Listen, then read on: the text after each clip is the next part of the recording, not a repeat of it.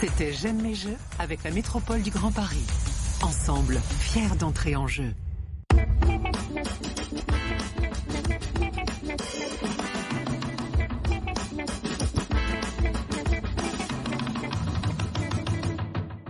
La fine fleur des galeries parisiennes se retrouve à la Brafa, la foire de Bruxelles, jusqu'au 4 février, cette année sur le thème du surréalisme.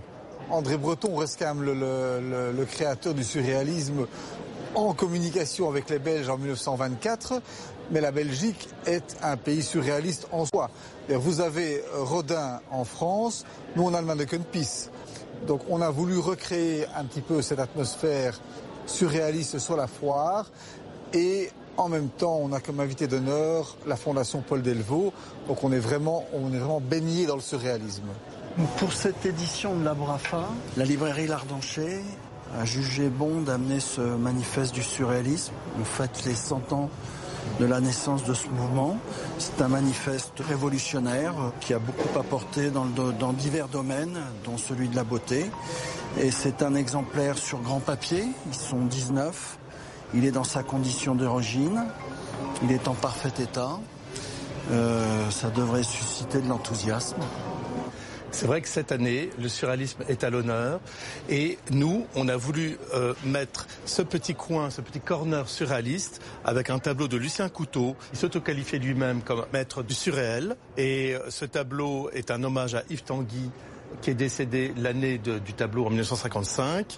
Nous avons ici un objet unique réalisé par Man Ray à Cadaqués.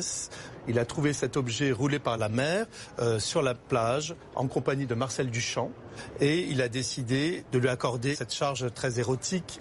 Ici un dessin de Picasso, à côté une aquarelle de Paul Delvaux et puis également un autre dessin de Delvaux. Il y a toutes ces muses inspiratrices qui lui glissent les vers dans l'oreille.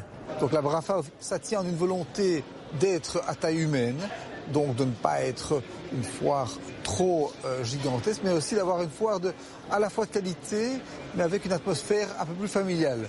Et donc on a aussi en Belgique ce côté brueggelien qui montre un accueil privilégié.